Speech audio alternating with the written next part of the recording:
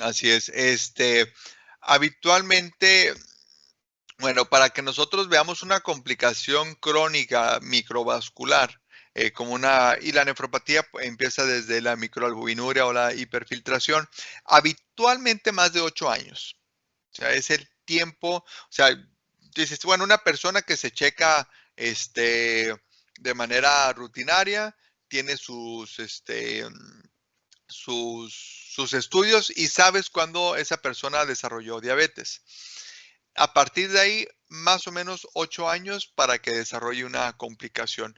Pero ojo, depende del grado de control. Estamos hablando de alguien descontrolado, ¿ok? Entonces, una persona con diabetes, reciente diagnóstico, no le encuentran complicación crónica, lo tratan, se controla y lleva ese control de manera crónica, prácticamente viviría normal o libre de complicaciones. ¿Ok?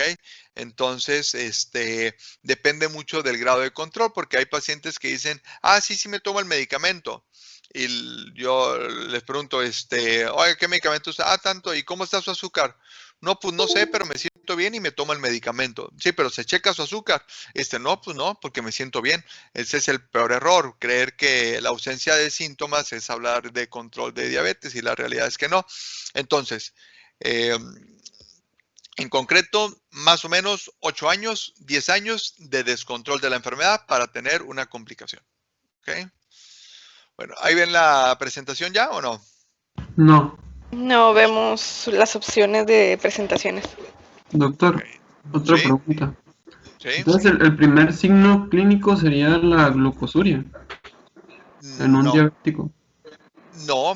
De hecho, eh, la glucosuria, o sea, el dato clínico en las personas con diabetes son muy variados, pero habitualmente vemos muchas personas con diabetes sin datos clínicos. O sea, Ajá. sin datos clínicos de diabetes como tal. Puedes ver datos de resistencia a la insulina, acantosis nigricans, acrocordones, que son verruguitas, etcétera. Pero ya como tal un dato de diabetes lo vas a ver mucho más adelante. Mm. Hay muchos pacientes que tienen 250, 300 de glucosa y están asintomáticos, entonces no les ven ningún dato clínico de diabetes. ¿Ok? Entonces, y la glucosuria, por lo que comentamos ahorita, sería un dato un poco más tardío para diagnóstico, en definitiva, no te sirve para el diagnóstico de diabetes, estás muchos años retrasado si en cuanto al diagnóstico, si te vas por glucosuria. Ok, ¿Ok? Para que una persona con diabetes tenga glucosuria, ya pasaron muchos años de diabetes. ok, ¿Sí gracias, me doctor. explico? Ujú. Gracias. ¿Ok? ¿Alguna otra duda? ¿No?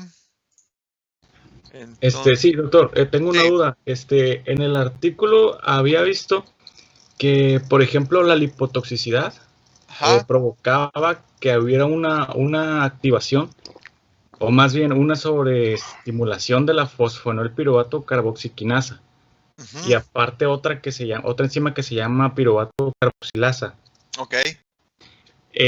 Se supone que estas dos limitan la velocidad de la gluconeogénesis, ¿no? Ajá. Si se limita la velocidad de la gluconeogénesis, eso no entra, digamos, en discordancia con que digamos, que el hígado está produciendo más glucosa en su estado basal. Que está produciendo más glucosa. Sí, porque Estamos eso es hablando, gluconeogénesis. ajá, en resistencia a la insulina. Ajá, y me está diciendo que la lipotoxicidad disminuye la gluconeogénesis prácticamente. Entonces No. tenemos lipotoxicidad y aparte incremento de la síntesis hepática de glucosa. Sí, pero es que la producción hepática de glucosa es parte del efecto de resistencia a la insulina. O sea, no hay, porque ahí lo que estás haciendo es una vía en reversa, este, para producir glucosa y liberarla a la circulación. La otra sería la glucogénesis, no la gluconeogénesis. Ah, ok, ok. O sea, Ok. tú, cuando condiciones normales, comes, va la glucosa, entra a la vía glucolítica o a la glucólisis y eso va a almacenarse como glucógeno o entra al ciclo de Krebs para producción de energía. Básicamente, en resistencia a la insulina, cuando hay mayor expresión de esta vía de reversa, entonces entra la gluconeogénesis y la glucogenólisis, o sea, el glucógeno que tenías almacenado se degrada, que es muy poquito, y empieza la gluconeogénesis. Y esa gluconeogénesis viene para la producción hepática de glucosa. No sé si... Sí, sí, entonces, básicamente la fosfonilpiruvato aumenta la glucogénesis, no la gluconeogénesis. ¿Eso es lo que me dijo? No, va para la gluconeogénesis porque es parte, o la glucogenólisis. Porque si tienes glucógeno y lo vas a degradar para producir glucosa. O la gluconeogénesis donde utilizas otros sustratos para producir glucosa. ¿Sí o no? Creo que más o menos. Este, sí, porque en resistencia a la insulina, en condiciones normales, si no hubiera resistencia a la insulina, vas formando glucosa. O sea, la vía glucolítica y formas glucógeno y lo almacenas y eso no hay mayor problema. Pero en resistencia a la insulina, cuando se activan estas enzimas, va de regreso para la gluconeogénesis y ahí incluye la degradación del glucógeno.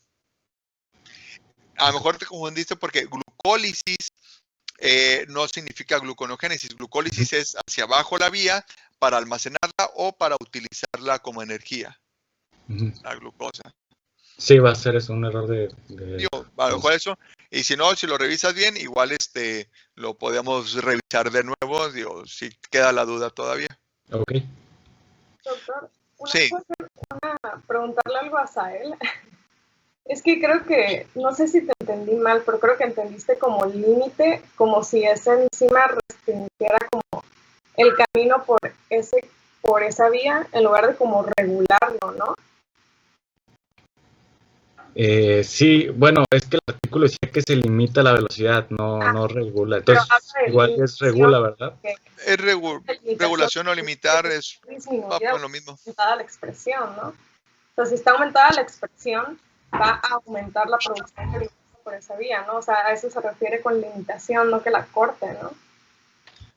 De hecho, Puede ser. las vías metabólicas nunca están en cero, o sea, nunca están totalmente paradas.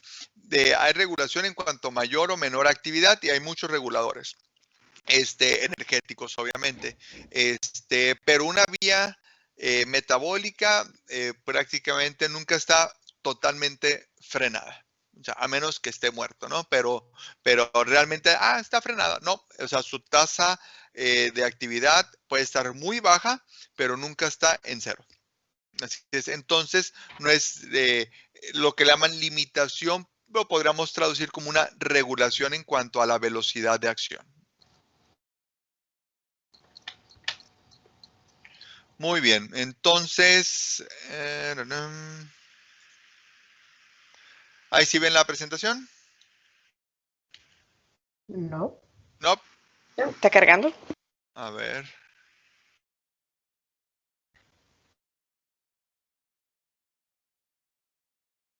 ¿Ahí o no?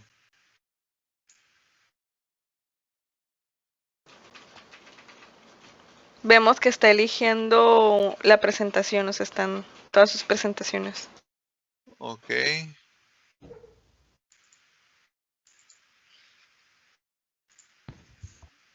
¿Y ahí ya la ven o no? Todavía no. ¿No? No, sigo viendo la carpeta. Sí, viendo la carpeta.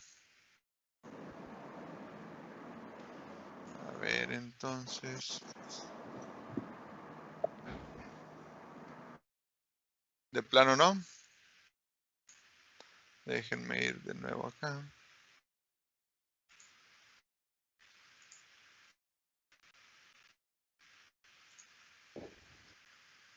Ahí. ¿Ahí sí o no? Ahí ya se mira. Diagnóstico y clasificación de la diabetes mellitus. Sí. Perfecto. Ujú. Ok, entonces, bueno, la definición pues ya la conocen. Un grupo de enfermedades metabólicas caracterizada por hiperglicemia, la cual es el resultado de un defecto en la acción o en la secreción de insulina, o pueden ser ambas, y que la hiperglicemia crónica en diabetes está asociada con un daño, disfunción y falla crónica en diferentes órganos, ¿ok? Entonces, existe, bueno, eso de la historia nos lo vamos a brincar.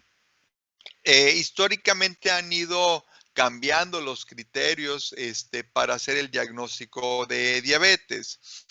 Desde, vean aquí, del 80 al 85, y en el 97 vienen los cambios. Por ejemplo, antes se decía síntomas clásicos de diabetes, elevación inequívoca de la glicemia en plasma o glucosa de ayuno mayor de 140. Después esto se modificó, y aquí lo ven, en 1997, a una glucosa de ayuno mayor de 126 o igual. Entonces uno dice, bueno, si yo en 1997, en enero, tenía 130 de glucosa en ayuno y no tenía diabetes, pues cuando sale este criterio, pues me hicieron diabético de la noche a la mañana. ¿Por qué? Porque cambió el criterio. ¿Ok? Entonces, ¿ustedes por qué creen 126, 140, 126? ¿Por qué se ha modificado ese valor de glucosa para el diagnóstico? Entonces, chinga, pues ¿por qué? ¿Y por qué no 115 o por qué no 100 de glucosa para el diagnóstico de diabetes? ¿Leyeron algo relacionado a eso? Doctor, lo que yo entendí es que en realidad no existe como un umbral en el que podamos decir que una persona se vuelve diabética por tener cierta cantidad de concentración de glucosa en sangre, ¿no? Uh-huh. Pero sí podemos ponerlo como un factor de riesgo. Entonces, tener este factor de riesgo presente y saber que por lo menos, digamos, entre 100 y 120 ya es un paciente, digamos, diabético, o podemos introducir el término prediabético. Digamos, no es que nos marque en sí la enfermedad, sino que nos dice un factor de riesgo que tenemos que tener en cuenta porque ese paciente se va a hacer diabético, ¿no? Pero la verdad es que es muy difusa la línea de un diabético o un prediabético a una persona sana, ¿no? Entonces, por eso creo que es muy fácil cambiar el criterio, moverlo, y pues mientras más cercano o más lejano esté de los riesgos o de ser sano, digo, se me hace mucho mejor controlar a una persona cuando apenas tiene 100 en ayunos a una persona que ya le detecto 120 o 130 en ayuno. Ok. No sé si respondí algo. Sí, claro. ¿Alguien, alguna otra opinión del por qué el 140, el 126, no 110 o 100 el diagnóstico de diabetes? Yo, pues también Correcto. Uh-huh. que era muy arbitrario los criterios que se manejan, pero, o sea, siento que lo hicieron a un umbral más pequeño, más reducido, porque querían intervenir de manera más temprana, terapéuticamente, para prevenir las complicaciones que miraban que a la larga ocurrían con esos niveles más altos, y pues más que nada por esa situación. Así es. Bueno, entonces, de hecho, ese fue el principal criterio, de que existían personas que considerábamos, es que es decir, ¿cómo defines normal o la normalidad, no? Entonces, este valor 140, 126 son valores estadísticos, ¿ok? ¿A quién se le ocurrió? ¿A quién dijo, bueno, votemos por 120? O sea, no fue votación. O sea, no es democracia, no fue dedazo, no fue al azar. Es un valor estadístico. ¿A qué se refiere con eso? Personas que tenían 130, 135 de glucosa de manera crónica no estaban considerados personas con diabetes. Pues no llegaban a 140. Sin embargo, con el paso de los años, teniendo esas cifras normales veían que desarrollaban complicaciones asociadas a diabetes. Entonces dije, ah, caray, algo estamos haciendo mal. Estamos considerando personas normales, pero están desarrollando complicaciones de la enfermedad. Entonces, 130, esto no es normal. Entonces, con base a la prevalencia, bueno, aquí sería a la incidencia. ¿Por qué? Por la incidencia, porque se sigue de manera longitudinal. Prevalencia es un estudio transversal, que eso ustedes saben mejor que yo todo lo de estadística, seguro. Dicen.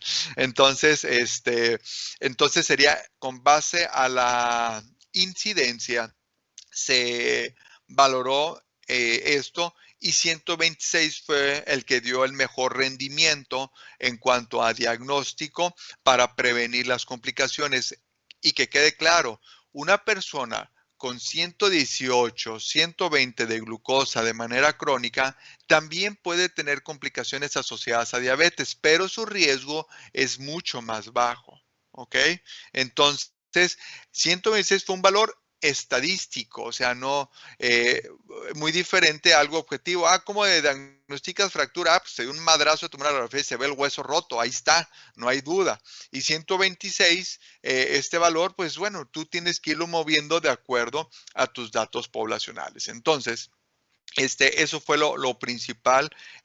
Vieron eso, por lo tanto se bajó, se hicieron varios estudios, vieron, no, pues ¿por qué 115? No, pues 115, no porque realmente la tasa o la incidencia de complicaciones es muy, muy, muy baja, abajo de 115. Entonces vamos buscando un punto de equilibrio, que eso le llaman que dé el mejor rendimiento, para eso. Entonces, 126 en ayuno fue el criterio a partir del 97. Pero ojo, hay diagnósticos que, bueno, ya no vamos a alcanzar a verlo ahorita. Hay áreas intermedias, lo que le llaman como prediabetes, que lo van a ver en su hojita, que están mayores de 100, pero abajo de 126, en donde ya es una población de riesgo para desarrollar diabetes, como lo comentaba Sael.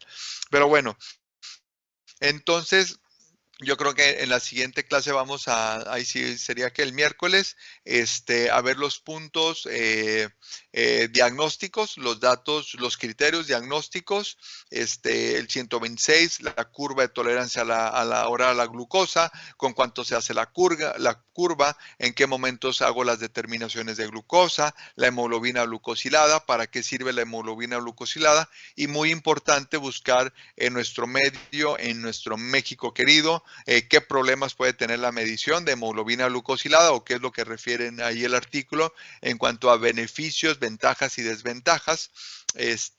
Todo eso para considerar el diagnóstico de diabetes. Y la clasificación, de hecho, eso ahí viene esta tablita. Entonces, es relativamente sencilla que vean la clasificación. Ahí la ven en el artículo que sí encontraron el artículo que les dije, ¿verdad? El del Diabetes Care. ¿Sí? Ok. Bueno, entonces, pues ahí vamos a dejarle y nos veríamos el miércoles de la próxima semana.